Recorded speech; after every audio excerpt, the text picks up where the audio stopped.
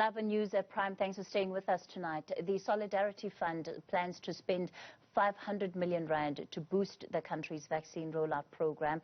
It so far received pledges of 3.22 billion rand since its establishment. 2.76 billion rand has been allocated to health, humanitarian relief and behavioural change interventions. For more on this, we're joined by Solidarity Fund CEO Thandi Nzimande. Good evening, and thank you so much for your time tonight, Ms. Nzimande. Let's just firstly speak about, the role of the Solidarity Fund when it comes to the vaccine rollout. Many South Africans would hear the figures being spoken about and the fact that it's all to support the rollout, and they're thinking, but we don't have vaccines. There is no rollout currently taking place. So speak to us about where the money is actually going and what it is currently going to be spent on. Thank you, Kathy. So the fund's role has always been and continues to be to support the strategy that government selects, right, in terms of addressing the COVID and its effects. So in terms of the vaccine, the areas that we've supported government in thus far would be the COVID deposit that was paid down in December. And then whilst not exactly a vaccine rollout, but more of an implementation study, which also has the outcome of allowing the vaccination of healthcare workers, we've also supported the SAMRC Sisonke implementation study.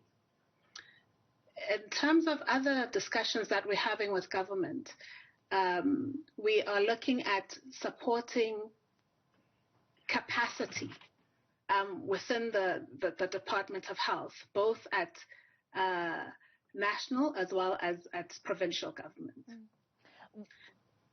In terms of information from the government, what are you actually being told about the procurement processes? Because at one point there was a time where, of course, the Solidarity Fund had to transfer money, in particular to the COVAX program, in order to secure South Africa's portion of the vaccines through that particular facility. So how much are you taken into confidence when it comes to the amount of spending that goes into these programs, the NDA agreements that are entered into? What do you actually know about the process?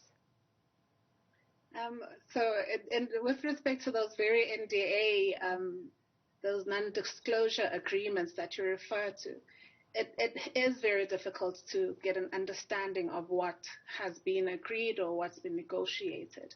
And I think it seems to me that a fair number of the conditions that are laid out in those NDAs mean that it's difficult to come out and say certain things about what's been negotiated.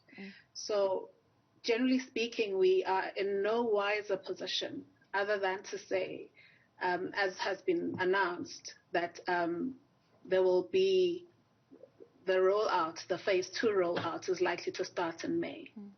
At the end of the day, as the fund managers, and in particular as the CEO, you are going to need to give an account of how this money has been spent and that, in fact, it has been spent prudently. How are you going to be able to do that when, effectively, if I'm hearing you correctly here, most of what you're doing is signing the checks and not really going through all of the paperwork simply because there are limitations in terms of what you can access? So that is right. There are limitations in terms of what we can access. However, our processes will deliver to the extent that they can. Comfort to us that the money is being spent with people who are capable of delivering the service that is required at that point in time.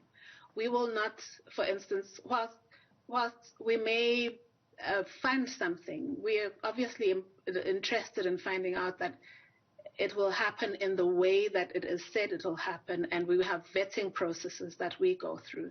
And we do indeed have the various stages of governance will mean that when one stage says this looks like something we can do, it may well be turned back at another stage of governance.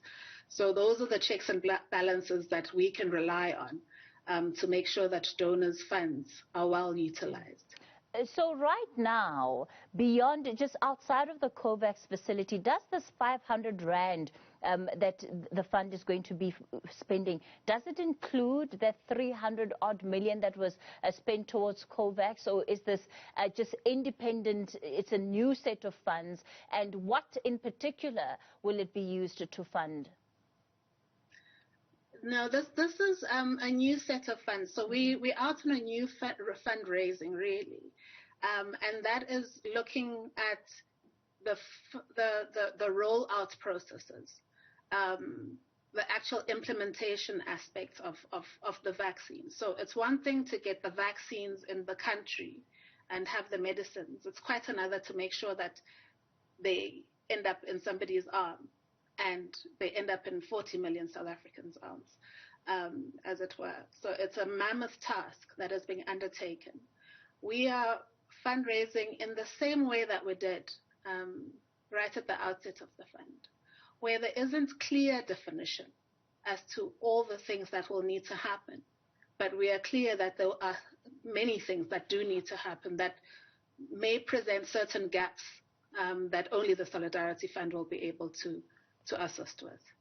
All right, we're going to have to leave it there for tonight. Thank you so much for coming on to the show, Solidarity Fund CEO Thandi Nzimande.